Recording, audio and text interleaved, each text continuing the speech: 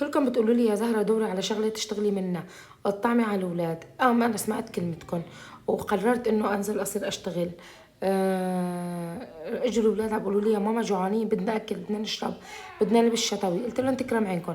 قبل ما نكمل قصتكم إيش صار معي اليوم، بتمنى ممكن تتفاعلوا على الفيديو وتحطوا لايك للفيديو واكتبوا له مو ضيفني ضيفني. الله يسعد قلبكم، لا تنسوني من تعليقاتكم. اليوم قررت أبيع غزلة بالحديقة أنا والولاد.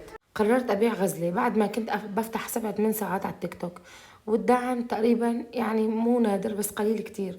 ما عم بكفي مصروف وأجار البيت على الباب ومصروف المدارس للولاد ومصروف البيت، وجايين على شتوية بين صوبة بين حطب.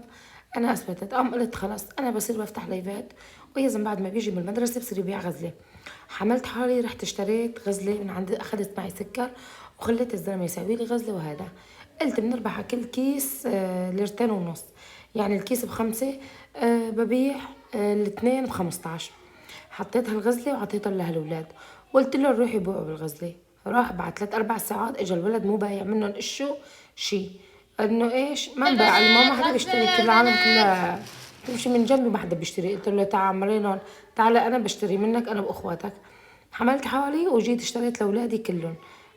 يعني ايش دقلكن، انا ما بنصحكم فيه ابدا ابدا ابدا. مشروع فاشل، جحا جابن وجحا اكلن، لا بعنا ولا استفتحنا، واللي ما اكلوا سرقوا واللي ما سرقوا اكلوا، انا ماني حس عليهم. المهم هذا احد المشاريع اللي عرضتوه علي، وانا سمعت كلمتكم وعملتها واثبتت فشلي وخسرت بالمشروع والراس مال راح. الحلا وعوافي اكلوا الاولاد. ايه بقى حبيت اشارككم التجربه اللي انتم نصحتوني فيها. ناس قالوا لي بيعي غزله، ناس قالوا لي بيعي بليله، كتير ناس نصحوني كل مره شغل. على فكره صار ما جربنا كذا شغله واثنيناتهم فشلنا فيها، ففتحت هالقناه لعل وعسى تكون سبب بتغيير حالي وحال الاولاد. بتمنى منكم تحضروا الفيديو على الاخير، تشاهدوا الفيديو، تحطوا لايكات كرمال هالاولاد الحلوين مثل القمر دخيل قلبهم، ولا تنسوني من تعليقاتكم اللي بتجنن. وهيك وصلنا لنهاية الفيديو. وبعد ما بعنا الغزلة أنا ويزن رحنا جبنا للولاد فول وجبنا فلافل، وكان فطورنا فول وفلافل. الله يدير ما نعمة.